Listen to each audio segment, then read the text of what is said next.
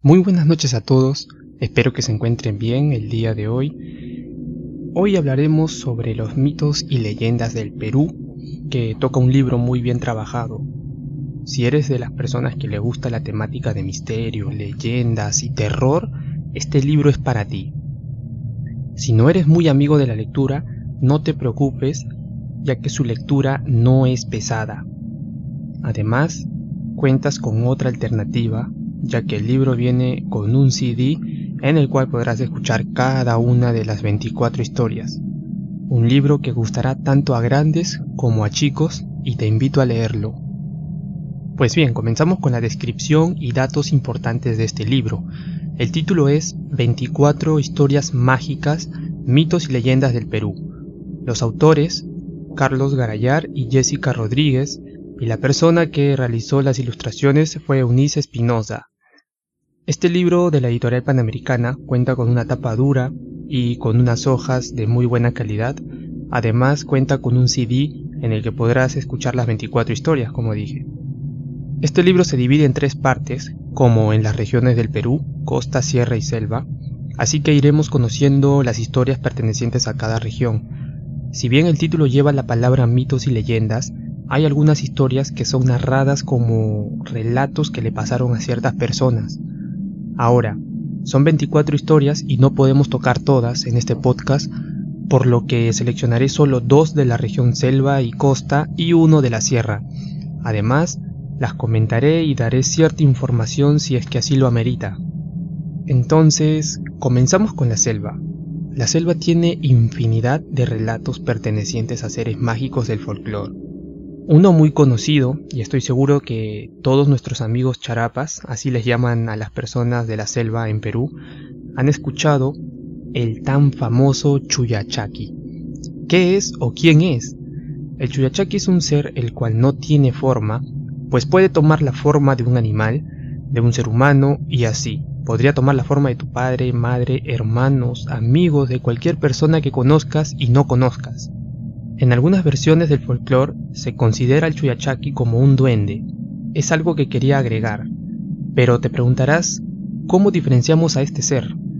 Pues se dice que este ser tiene una característica de la cual te puedes dar cuenta, así tome la forma de cualquier especie, y es que dicen que la forma de sus piernas es parecida a la pezuña de un venado, y otros dicen que tiene la forma de un pie pequeño, pero hacia atrás.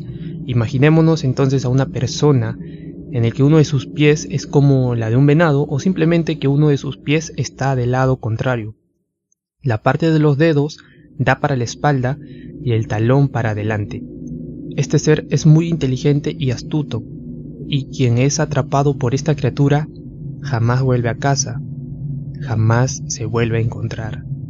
Y esta persona se convierte en un nuevo Chuyachaki que ronda por los bosques y montañas en busca de otras personas. Se cree que este ser es un ser muy triste y hace lo que hace porque se siente solo y busca estar acompañado. En este relato se cuenta la historia de Rosendo, Eufemia y los hijos de la pareja. Al parecer, el lugar donde comenzaron a vivir era la zona de un Chuyachaki, ya que encontraron huellas alrededor, haciendo que estos mismos tomen precauciones, ya que saben que la víctima preferida de Chuyachaki son los niños. Es entonces que una tarde, el menor de la familia, el pequeño Fernando, de 5 años, no estaba en casa. Su madre lo llamó, pero Efraín, hermano mayor, le dijo que su papá lo llamó desde el límite del bosque. Es entonces que la madre siente una gran desesperación, pues sabía que quien llamó a Fernando no fue Rosendo, sino el Chuyachaki. Eufemia no quiso ir en busca de Fernando, pues dejar a sus otros hijos sería más peligroso, por lo que llamó a gritos a Rosendo, quien fue en busca del pequeño. La búsqueda fue en vano, pues ya era de noche y Rosendo no pudo encontrar a su hijo, por lo que regresó a casa. Ya siendo de día, la familia, estando en su cabaña, vieron a través de su ventana cómo Fernando estaba al límite del bosque. Sus hermanos lo llamaban y Eufemia quería de regreso a su pequeño, pero Efraín no la dejó. Él sabía muy bien que ese pequeño no era Fernandito. Sintió una rabia y frustración porque su hijo ya no regresaría y el culpable había sido el Chuyachaki, así que dirigió un grito a la pequeña figura de Fernandito diciendo: «Lárgate, Chuyachaki, ya sabemos que eres tú». Entonces el pequeño ser dio la vuelta y se metió al bosque cojeando, como muchos lo describieron. Rosendo, Eufemia y los demás hijos abandonaron la casa en la que habían vivido por unos años para evitar que la tristeza y la nostalgia aumente y que quizá no resistan la tentación del Chuyachaki. Vamos con el segundo personaje de la selva, y ya les digo que este personaje es real. Este personaje no es ajeno a la selva, pues se presenta en la costa y en la sierra, así como lo oyen de mí, el que muchas veces pone a tela de juicio casos relacionados a seres mágicos y casos paranormales. Esta vez tengo que decir que este personaje es 100% real, ya que puede ser una persona, el Pistaco.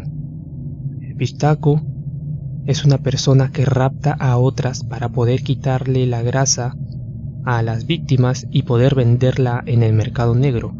Digamos que es parecido al caso de secuestros de personas para poder quitarle los órganos y poder venderlos al mercado negro.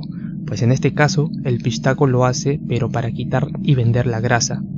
Ya han salido varios casos de estos en las noticias.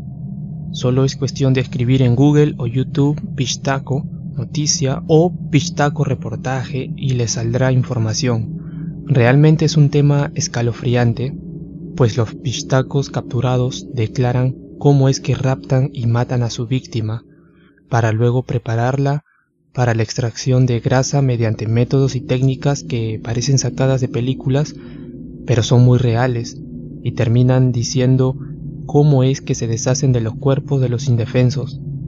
Relatos reales y aterradores que superan por mucho a la ficción. En el libro se narra la historia de Manuel y Efraín, quienes fueron víctimas de los pistacos un día que fueron a la carretera a vender yucas, pues Regina, esposa de Manuel, estaba esperándolos para almorzar todos juntos, pero ellos no llegaban. Ya se estaba haciendo de noche, por lo que Regina fue a los hospitales para averiguar si sabían algo de él y de su hijo. Fue también a la comisaría, pero no los habían visto. Es más, no hubo ni un accidente como para verificar si algunos afectados eran su esposo y su hijo. No pudo poner una denuncia por desaparición, ya que por disposiciones administrativas, para que la denuncia pueda darse, tiene que pasar 48 horas desde la desaparición. Ella, preocupada, fue donde su comadre Asho, quien compartía la misma pena por la desaparición. Sin embargo, doña Asho se quedaba intrigada, ya que ¿qué motivo habría para que Manuel y Efraín desaparecieran? Ellos no eran ricos, no tenían problemas con nadie.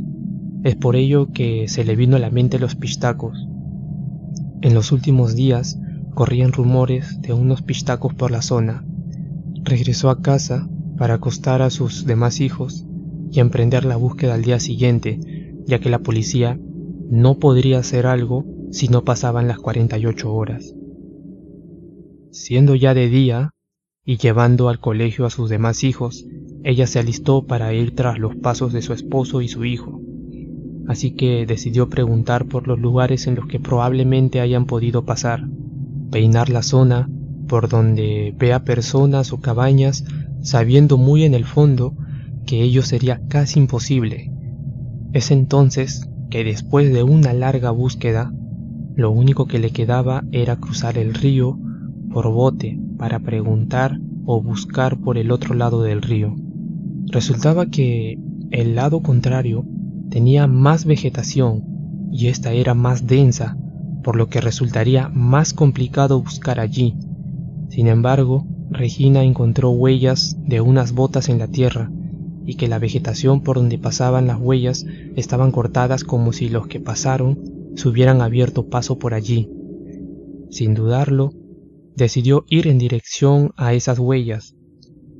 Al seguirlas, Se daba cuenta que el olor del ambiente era cada vez más repugnante, hasta que, en un punto, divisó una cabaña. Al acercarse con cautela, vio un bulto que yacía inmóvil y llevaba una camiseta a cuadros rojos y azules, como la que tenía su hijo. Regina arremetió en la cabaña, pero no había nadie. Solo vio a Efraín amordazado con cuerdas y con un estado casi drogado al parecer. En el piso podía ver ollas, cuchillos, restos de una fogata. Trató de buscar a Manuel, pero no había rastro. Regina arrastró a Efraín hasta el borde del río con mucho esfuerzo, esperando tomar un bote para regresar. Ya en la comisaría, una vez pasado el shock de Efraín, contó que un hombre se les acercó y entablaron conversación. Después de ello, el hombre les invitó gaseosa, a lo que ellos aceptaron. Efraín dijo que después de ello se despertó en la cabaña y vio un cuerpo sin cabeza, suspendido de un garfio, y veía cómo la grasa caía gota por gota en medio de unas velas que estaban puestas alrededor. Mientras él volvía a desvanecerse, logró escuchar lo que hablaban los pistacos. Decían que tenían que fondear el cadáver en el río. La declaración dejó incrédulos a los policías. A pesar de ello, se hicieron las averiguaciones, pero cuando la policía llegó al lugar de los hechos, encontraron los restos de una cabaña calcinada. Hasta ahora se considera oficialmente a Manuel como desaparecido, pues nadie reportó el hallazgo del cadáver en el río Mayo.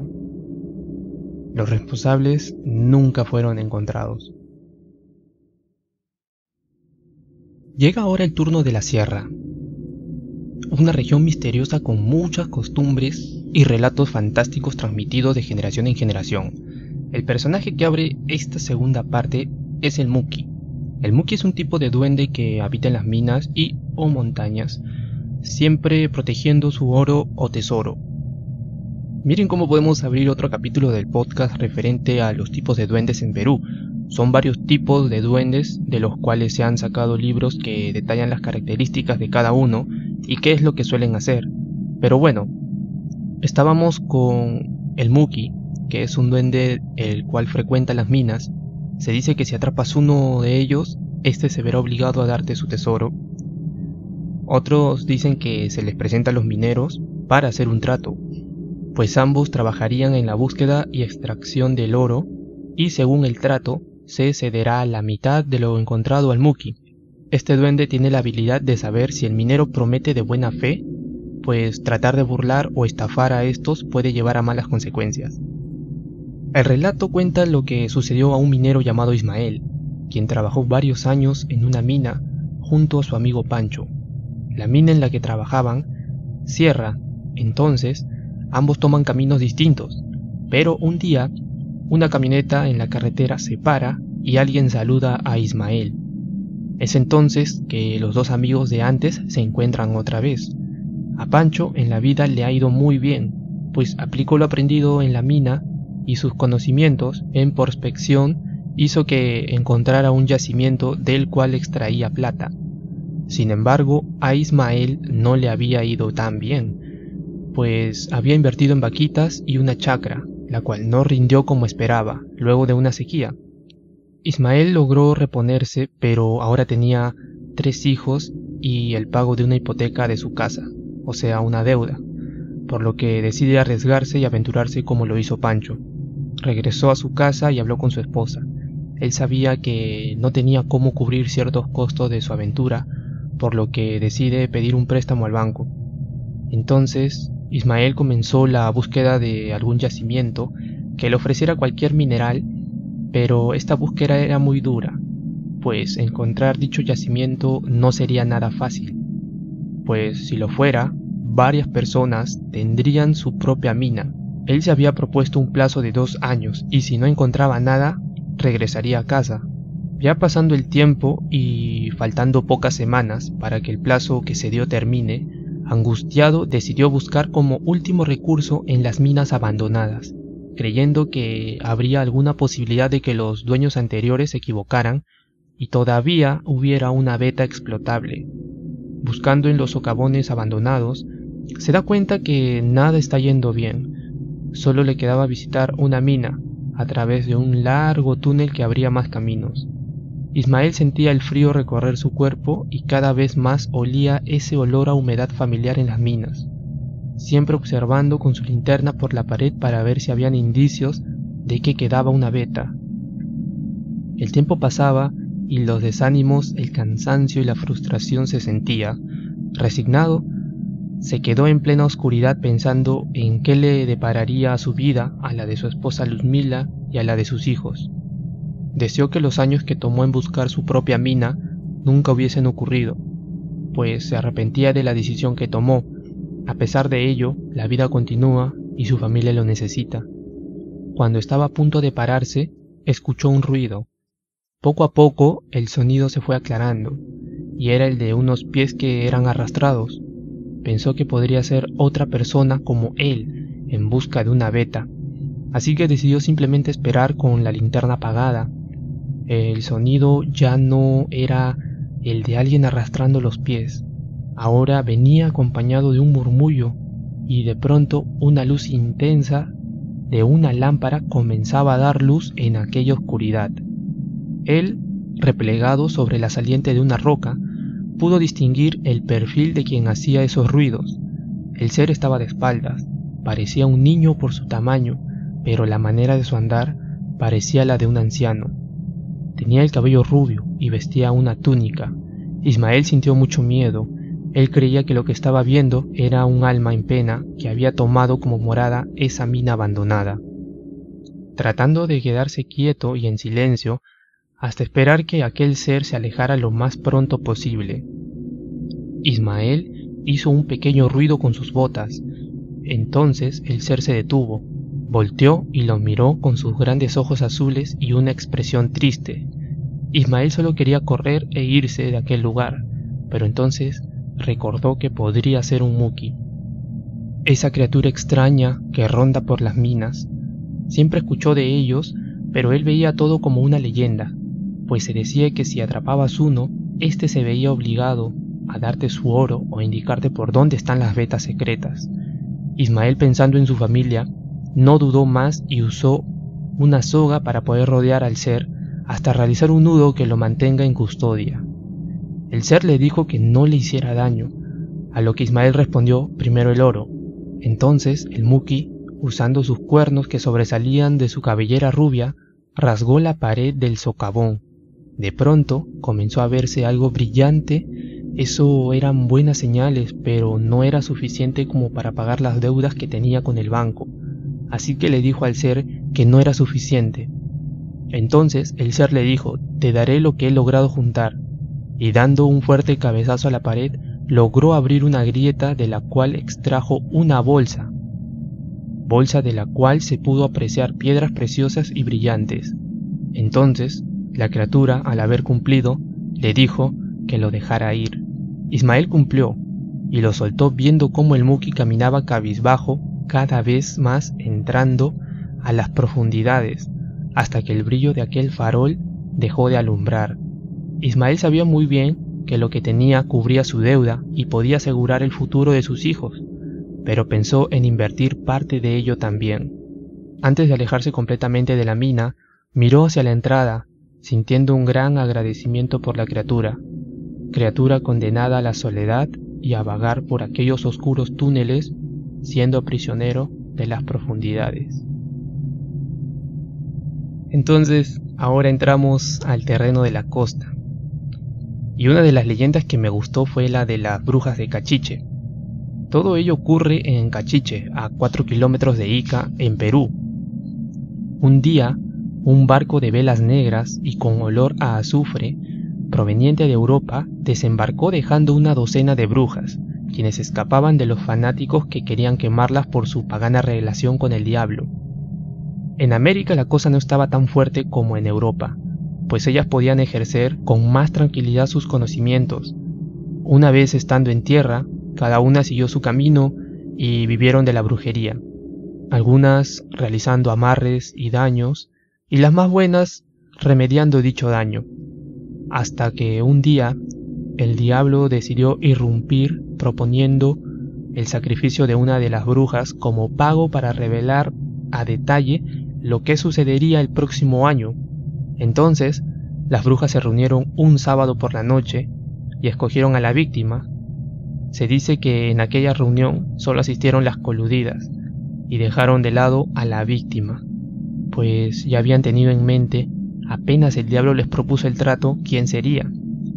La sacrificada sería la bruja más joven de entre ellas, una de las consideradas como buena, y claro, la misma que no quiso compartir el secreto de un tesoro enterrado por el lugar.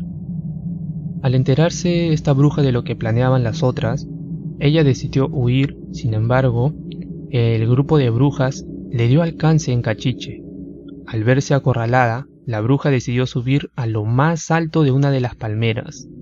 Entonces, las brujas, decidida a todo, comenzaron a cortar el árbol, pero la víctima realizó un hechizo, el cual hacía que las palmeras descabezadas se hundieran en la tierra y reaparezcan unos metros más allá, de manera que ésta pueda saltar de árbol en árbol. Esto se repitió por 6 veces, pero la séptima cabeza de la palmera número 7 no brotó. Quizá el destino tenía marcada a la bruja, quien cayó en manos de sus verdugas. Se dice que antes de ser ejecutada, la bruja lanzó una profecía, la que decía que el día en que brote aquella séptima cabeza, que no brotó para salvarla, la tierra de Ica sería afectada por una gran inundación. Aquella bruja fue enterrada bajo el tronco principal de la palmera. Las brujas se quedaron a vivir en Cachiche, en donde sus descendientes aún practican la brujería. Los pobladores andan siempre al tanto e impiden que la séptima cabeza eche ramas, recordando la profecía lanzada por aquella bruja ejecutada.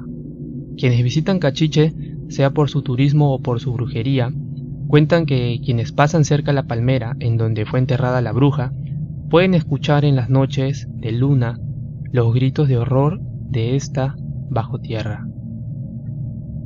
Un jueves 29 de enero de 1998, una gran lluvia torrencial comenzaba a caer desde las 4 de la tarde.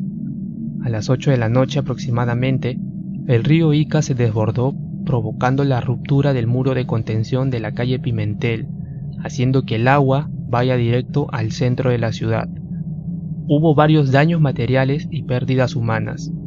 Se dice que la séptima cabeza no se cortó en esa ocasión.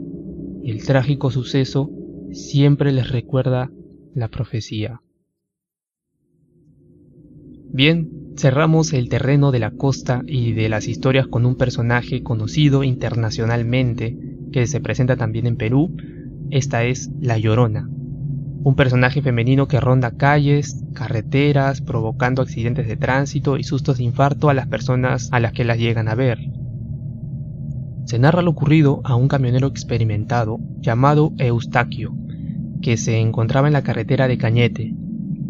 Era de tarde y podía ver el lindo atardecer que dejaba un bello color rojo en el cielo frente al mar, y poco a poco el color rojizo iba oscureciendo para dar la bienvenida a la oscuridad. Esa oscuridad que envuelve al pasar por una carretera por la noche, en donde lo único que alumbra potentemente son los faros de los carros que logran pasar por el camino. El tramo de la carretera era por algunos lugares con vegetación y en otros sin nada, sin indicios de cultivos o de que alguien viviera por esos lugares. Eustaquio estaba de buen ánimo, pues no había presencia de neblina. Esta haría que él redujera su velocidad y así no terminar su recorrido en menos tiempo. Ya cerca de medianoche, Eustaquio divisó a lo lejos un bulto blanco del cual pensó sería una persona que quizá quería ir de un pueblo a otro y quería que algún carro le echara una ayuda. Eustaquio, por obvios motivos de seguridad, no dudó en seguir su camino sin disminuir la velocidad, pues quién sabe qué clase de persona se suba a su transporte. Cuando ya se acercaba más y más, pudo ver de quién se trataba. Era una mujer por la forma de la silueta. No pudo verle el rostro, ya que estaba cubierto por un pañuelo blanco, y antes de que logre reaccionar la mujer, se lanzó al camino por el cual pasaba el camión. Eustaquio frenó, y el chirrido de las llantas rompió el silencio absoluto de aquel camino. Una vez el camión frenó por completo, Eustaquio bajó para revisar el cuerpo entre las llantas, pero no encontró nada. Revisó alumbrando con su linterna por la berma, pero nada. Aquella mujer que había visto no estaba. Entonces él comenzó a dudar y pensó que lo más probable era que fuera un sueño. Tal vez se había quedado dormido. Eso lo aterró, pues sabía que su vida corría peligro. A pesar de ello, lo que vio fue tan real que no dejó de pensar en aquella mujer. Pero ya estaba hecho, así que Eustaquio siguió su camino. Después de 2 días, ya en su viaje de regreso, siguió preguntándose sobre lo ocurrido. Siendo el mediodía, con ese sol tan abrasador que generaba espejismos en la carretera, se dio cuenta que se acercaba al lugar en el que vio a la mujer 2 noches atrás. Cada vez que se acercaba más y más, comenzó a sentir escalofríos y los nervios no paraban. Sentía la presencia de alguien en la parte de atrás de la cabina. Después de todo este sentir, logró llegar a Lima.